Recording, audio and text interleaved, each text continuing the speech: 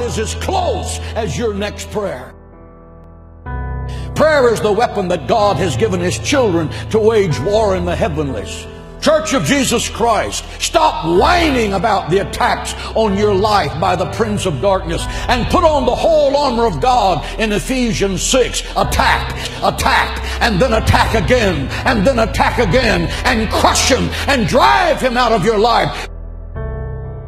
If it seems to be hopeless, pray, pray, pray, because God answers prayer. Moses prayed, and the sun was arrested in its courses by the hand of God as Joshua crushed the enemies of Israel. Elijah prayed, and forked tongues of fire laced across the heavens and consumed the sacrifice soaked with 12 barrels of water. Hezekiah prayed, and I'm talking about Old Testament prayer right now. Hezekiah prayed, and 185,000 Assyrians that surrounded Jerusalem, promising to slaughter every Jew in the sacred city. The next morning, Hezekiah rolled out the letter that General Sennacherib had sent to him, mocking his God and mocking the people of Israel. He pulled out his secret weapon, prayer. He laid that letter before the Lord and said, God, your honor is at stake. Let God arise and let his enemies be scattered. Your word said, he that keepeth Israel neither slumbers nor sleep.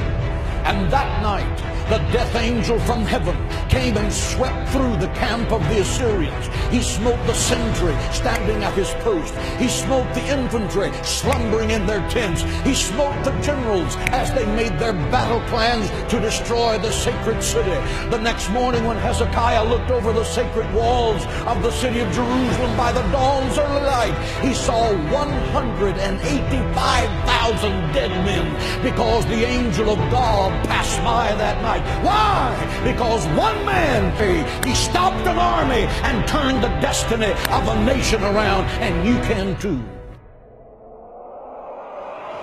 Because Satan is a defeated foe. Christ has given you the keys of death, hell, and the grave. You are a child of God, and the royal blood of heaven is flowing in your veins. You are destined to be more than a conqueror through Christ.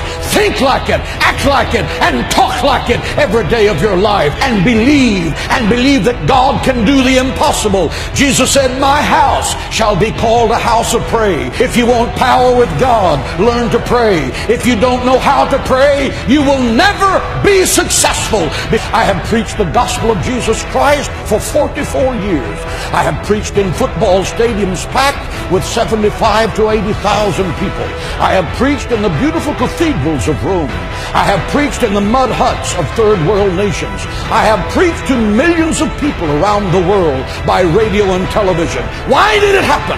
It happened because my mother went to war with the devil for my soul in her prayer room, and the devil lost. She prayed me out of the fires of hell and into the gates of heaven. Prayer works. Try it.